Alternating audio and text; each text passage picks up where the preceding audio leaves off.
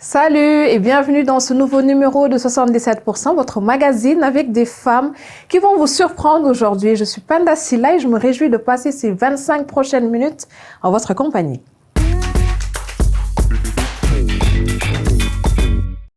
On part à la découverte de ces femmes qui font avancer le continent et qui dépassent les préjugés. Voici le sommaire. Une artiste, coiffeuse, militante, Laetitia qui a 1000 casquettes, on lui rend visite chez elle en Côte d'Ivoire. Faire réparer votre voiture par une femme, y avez-vous déjà pensé? De Conakry à Serekunda en Gambie, rencontre avec ces garagistes courageuses et très pro. Enfin, une femme encore, sportive, courageuse et athlète olympique, Victorine Guisson nous fera découvrir la ville de Koudougou au Burkina Faso. Mais avant tout cela, direction la République démocratique du Congo. C'est dans l'est de Goma que nous attend une jeune reporter. Eh oui, même sur vos écrans, on se féminise. Ketia Betita nous attend sur place pour nous présenter deux autres jeunes filles pleines de ressources. Ketia, c'est à toi. Bonjour, je m'appelle Ketia, j'ai 15 ans. Je suis enfant reporter de la Deutsche Welle. Je vis à Goma. Dans mon pays, il existe des métiers que la tradition a attribués aux hommes. Mais certaines femmes ont décidé d'exercer ces activités malgré l'étonnement que cela provoque. Aujourd'hui, je vais vous présenter deux jeunes demoiselles courageuses de Goma. La première travaille dans l'électricité automobile et la seconde est une Natalako, c'est-à-dire elle accueille les clients dans le bus. Vous allez voir, elles sont exceptionnelles. Seule femme au milieu d'un groupe de plus de 20 mécaniciens masculins, Judith réussit très bien dans son travail d'électricienne automobile. Ses compétences lui ont valu la confiance de ses supérieurs qui l'ont nommée seule réparatrice des véhicules en panne électrique dans l'un des grands garages de la ville. Mais cela n'a pas été toujours facile. J'avais commencé depuis 2019. Est-ce que ces commencements et là où vous êtes, est-ce que ça a été facile pour vous? Chez moi, ce n'était pas facile. Mais les membres de la famille, beaucoup ne m'encouragent pas. Et petit à petit, comme ils voient le rendement que je donne, ils commencent à accepter que, bon, elle est mécanicienne, et ils me voient en voiture en train de rouler. Bon, bien, elle est devenue mécanicienne. Mais auparavant, elle ne croit pas à moi. C'est ça la parité, il faut travailler et ne laisse pas les hommes au-dessus de nous. Il faut qu'un homme travaille et nous aussi nous travaillons. Ce qu'un homme peut faire, et moi aussi je peux le faire. Même si elle a des compétences déjà adéquates pour exercer son métier, Judith compte aller plus loin dans ses études pour être encore plus performante.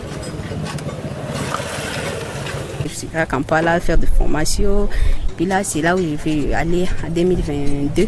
Si mon Dieu me donne l'argent et du courage et du travail, c'est là où je vais aller à l'école, à Kampala, faire à l'école de l'électricité automobile. Ça s'est basé seulement sur l'électricité. Il n'y a pas la mécanique, c'est seulement l'électricité automobile et l'électronique.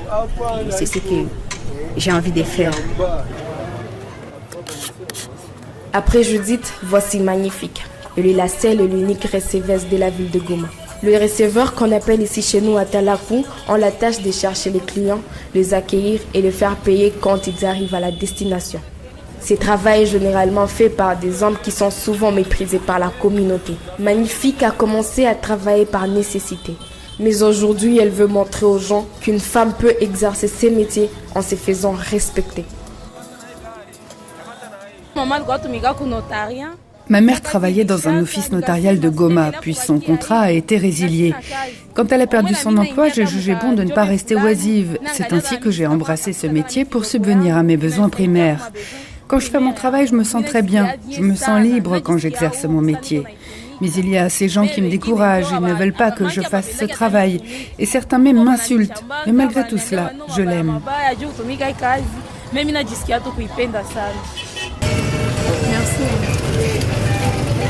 La passion qui est magnifique voue à son travail se reflète dans la qualité de ses rapports avec les clients. À la grande satisfaction de Ghislain, le chauffeur du bus dans lequel est le receveuse. Cette sœur travaille très bien par rapport au receveur homme. Elle est courtoise. Elle a du respect envers les clients.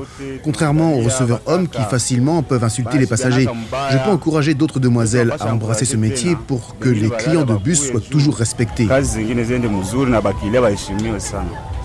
Vous le voyez, ce n'est pas parce qu'on est une femme qu'on ne peut pas exercer un métier dit masculin.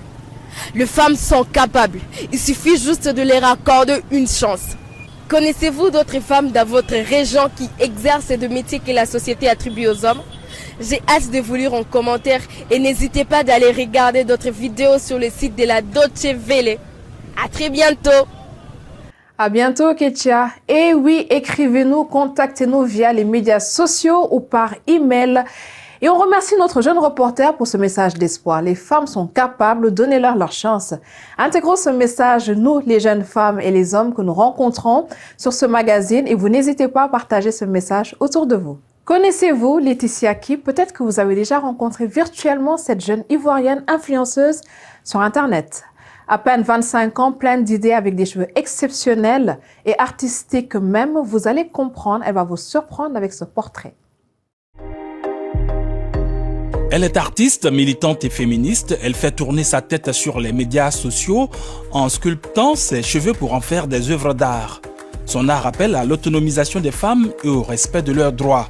Les coiffures et les peintures de Laetitia attirent l'attention sur les violences sexuelles et les mutilations génitales féminines. Ce sont aussi des explications sur l'anatomie féminine et l'importance du consentement. C'est censé être moi. Et moi, ce que j'essaie de faire, en fait, c'est tout ce qui est stéréotype, tout ce qui est standard, tout ce qui est case. J'essaie un peu de briser les tabous pour que les femmes se disent, en fait, j'ai le choix. Taquinée pour ses coiffures et son teint foncé à l'adolescence, Laetitia a eu du mal à s'accepter. Mais lorsqu'elle a vu un album photo en ligne montrant des coiffures précoloniales de femmes africaines, elle a su que c'était sa vocation. Non, si, on peut être traumatisé. Je veux dire, on est encore impacté par les séquelles de la colonisation. On a tendance à penser que c'est il y a des années, donc c'est fini, on est passé à autre chose. Mais en fait, pas du tout. Je veux dire, toute notre société actuelle est basée sur ce que la colonisation a fait, a apporté. So, look how I do. À l'aide des fils, de rallonges et de colle, le travail de Laetitia bouleverse les idées sur les femmes en Côte d'Ivoire. Qui fait le doigt d'honneur pour dire mon corps, mon choix, je fais ce que je veux. Voilà, c'était en faveur de l'avortement. Ici, c'est très difficile d'aborder le sujet de l'avortement parce qu'on est très très religieux dans notre pays, donc c'était pas simple.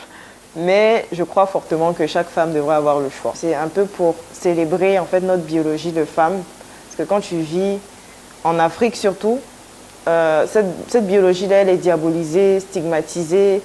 Et au bout d'un moment, quand tu réussis à te la réapproprier, la célébrer, en fait, c'est un peu thérapeutique. Mais à chaque rebondissement, Laetitia reçoit beaucoup de critiques pour son militantisme. Ça reste encore très compliqué d'être féministe en Afrique. Tu te confrontes à tellement de choses. Je veux dire, c'est pas dans... Les gens sont très ancrés, en fait, dans les croyances très sexistes, très patriarcales. On se dit, voilà, une femme... Elle est censée avoir tel rôle.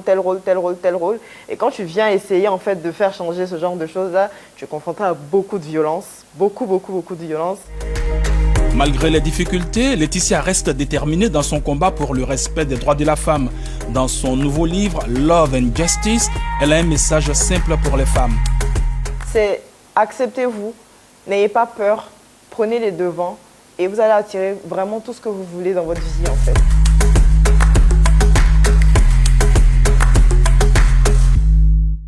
Quel beau message combatif, plein d'espoir et encourageant. Merci beaucoup Laetitia de partager cela avec nous dans 77%. Et vous qui regardez, n'hésitez pas à aller voir Laetitia Ki sur Instagram. C'est là que vous l'avez vu, qu'elle partage ses créations, mais annonce aussi ses expositions en Afrique. Mais bien au-delà, vous la retrouverez en tapant son nom sur Internet et les réseaux sociaux. Allez, il est un peu temps de se salir les mains, vous ne croyez pas? Je vous le disais au début de cette émission qu'on allait parler automobile. Eh bien, on part à Conakry, en Guinée. On a rendez-vous avec une passionnée de mécanique, une très jeune fille, courageuse, pleine de talent et de savoir-faire déjà. Jeune apprenti rencontré par une autre jeune pleine de talent. C'est à toi, jeune journaliste. Bonjour, je m'appelle Hawaju Tsunkara, j'ai 15 ans et je suis jeune reporter de la DW à Conakry. Aujourd'hui, je vous fais découvrir Adja Aminatou Barry. Elle n'a que 10 ans, mais elle a déjà choisi depuis longtemps son métier de prédilection, la mécanique auto. Malgré son jeune âge, elle tente de défier les réalités sociales pour faire carrière dans ce métier traditionnellement masculin. Suivez-moi pour tout savoir.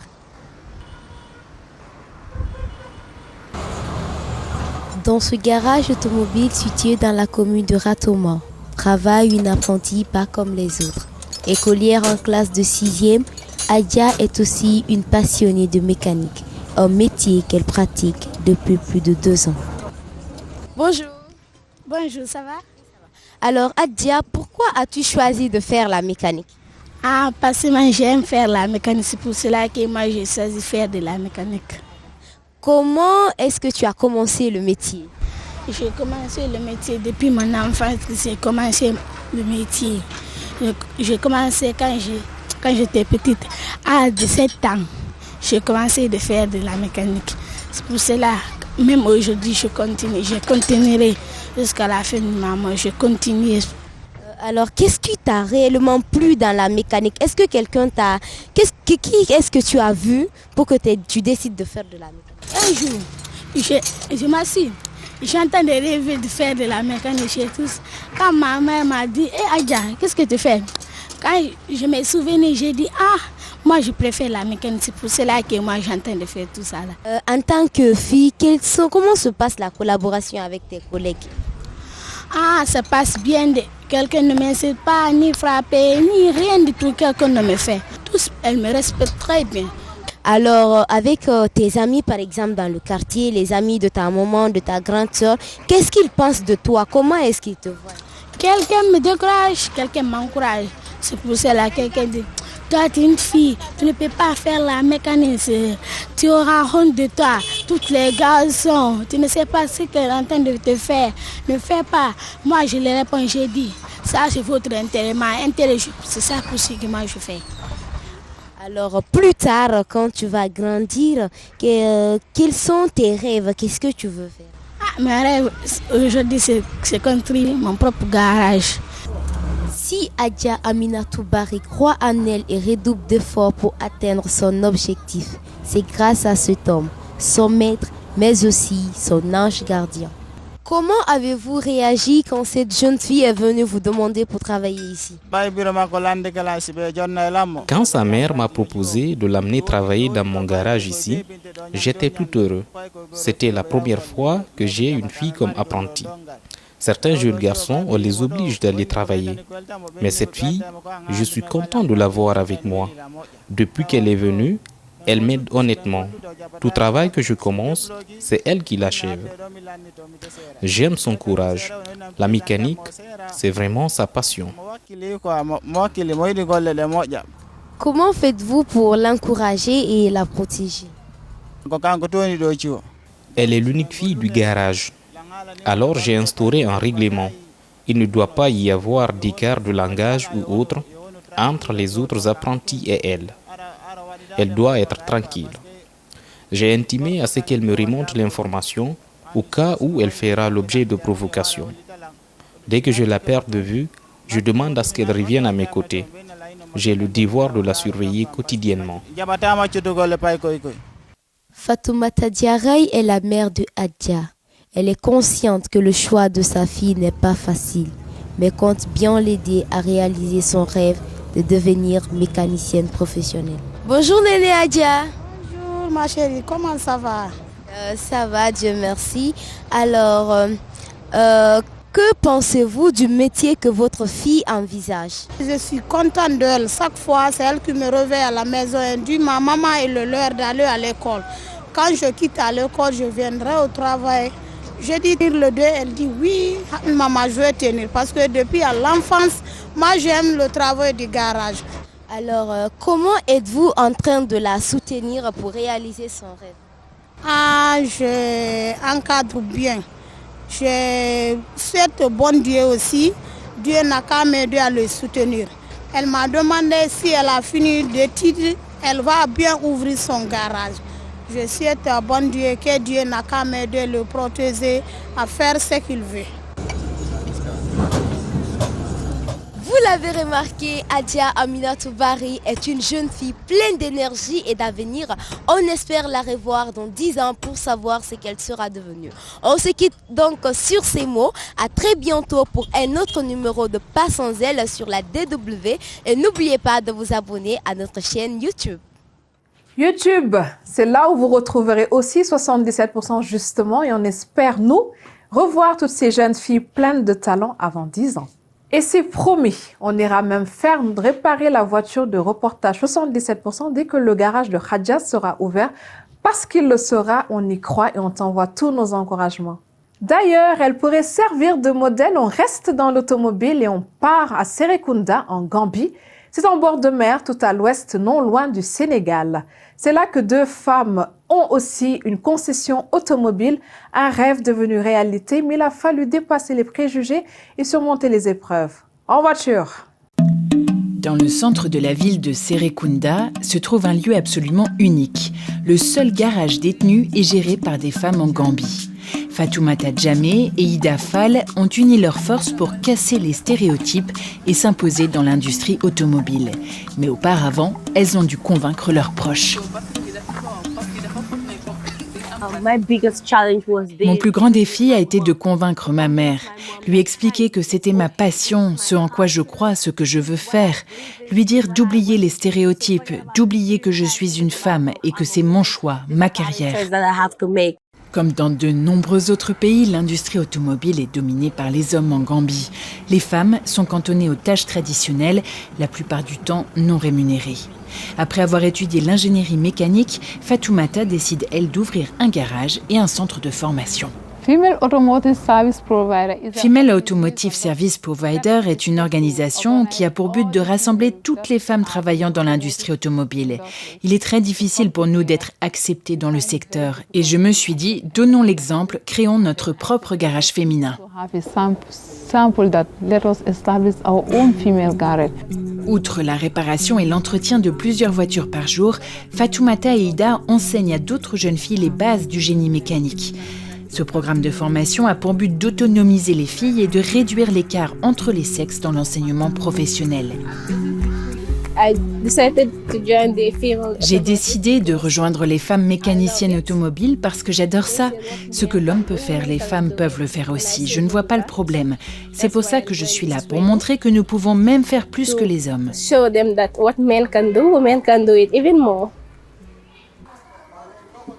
En 2020, plus de 10 filles se sont inscrites à la formation, mais beaucoup ont abandonné à cause de la pression sociale. Ida regrette que la discrimination et les stéréotypes les aient découragées. La plupart du temps, ce sont des phrases comme « Dégage, tu es une femme, va te marier et t'installer à la maison, tu n'as rien à faire ici ». Et moi, je leur dis toujours « En fait, cela n'a aucune importance, le parcours professionnel n'est pas une affaire de genre ». La détermination a été le moteur d'Ida pour devenir l'une des rares femmes mécaniciennes de Gambie. Cette jeune femme de 27 ans a grandi entourée d'ateliers et elle a développé très tôt une passion pour les voitures. Après avoir travaillé dans plusieurs garages, elle s'est rendue compte du manque de numérisation dans l'industrie automobile et elle a eu l'idée de lancer Fitafal.com qui met en relation les concessionnaires, les vendeurs de pièces détachées et les techniciens avec les clients. Fitafal, c'est plus qu'une entreprise pour moi. Si nous réussissons, cela inspirera non seulement la jeune génération, en particulier les jeunes filles qui veulent se lancer dans l'entrepreneuriat, mais cela les motivera aussi à cultiver leurs talents. La société gambienne reste très patriarcale, mais de plus en plus de personnes commencent à dépasser les préjugés et n'hésitent plus à laisser leur voiture entre les mains de Fatoumata et Ida. En général, ce sont des boulots très masculins. C'est l'une des raisons qui m'ont poussé à venir ici, car j'ai été impressionné lorsque j'ai entendu dire que ce garage était tenu par des femmes. Ainsi, les deux jeunes femmes contribuent à leur niveau à faire évoluer les mentalités afin que tôt ou tard, femmes et hommes soient traités sur un pied d'égalité en Gambie.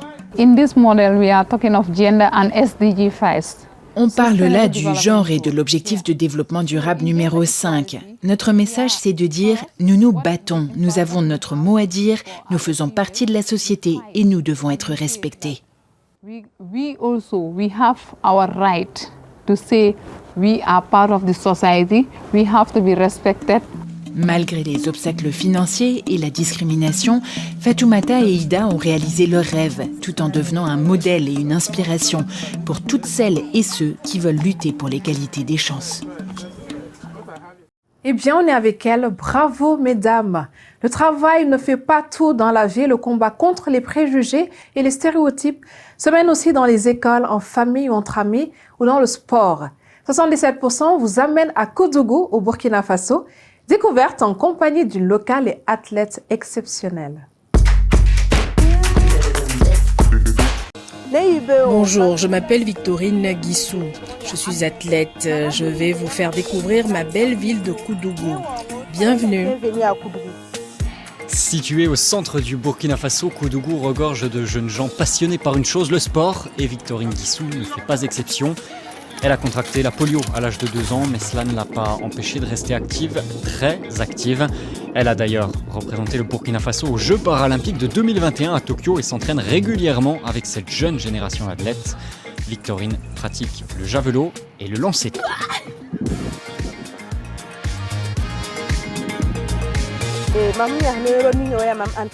C'est mon entraîneur Isaka Ganame.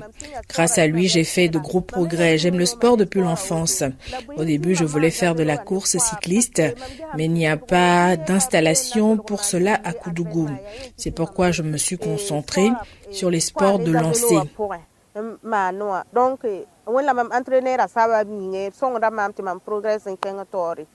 L'entraînement terminé, Victorine change de tenue et se rend chez un vieil ami. Et François Yamouego est un descendant du fondateur de Koudougou, Bissanga Yamouego. Aujourd'hui, il est l'un des artistes les plus connus du Burkina Faso et fabriquait des vêtements en utilisant le fameux coton biologique burkinabé.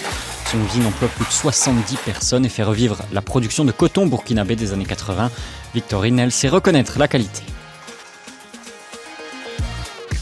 Puis Victorine nous emmène dans l'atelier du sculpteur Salif Dermé. Koudougou est devenu une résidence branchée pour différents artistes. La qualité de vie à Koudougou est très élevée et il est beaucoup moins cher d'y vivre que dans la capitale Ouagadougou. C'est pourquoi de nombreux artistes travaillent ici comme le sculpteur de bronze Salif. Les œuvres de Salif sont conçues pour les espaces publics. Cette sculpture représente un baobab, l'un des symboles les plus reconnaissables du continent africain.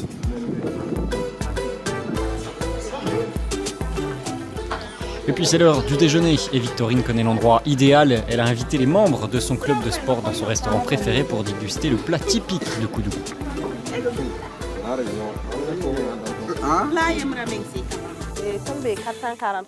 Le 444 Mango Tree est célèbre bien au-delà de Koudougou pour son poulet grillé sur riz soumbala épicé. Un repas savoureux nous attend.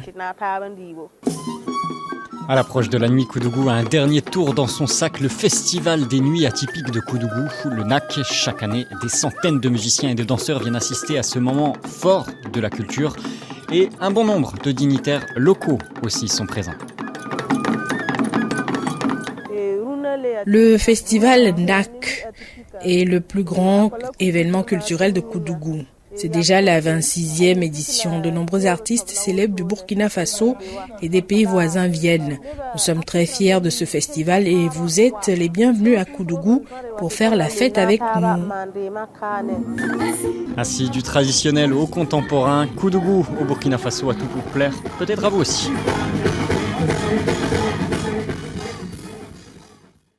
Eh bien, dites-nous si cela vous plaît, écrivez-nous, contactez-nous via les médias sociaux. Vous pouvez aussi nous envoyer un email de quoi passer le temps jusqu'à la semaine prochaine. Parce que cette émission arrive à sa fin. Merci de nous avoir suivis. On se quitte avec les Amazones d'Afrique qui, comme elles le disent elles-mêmes, encourage les femmes à rester unies dans la lutte contre l'inégalité en espérant un avenir positif, plein de joie et de lucidité et exempt de douleur et de négligence. C'est Smile dans 77%. À très bientôt, j'espère. Salut!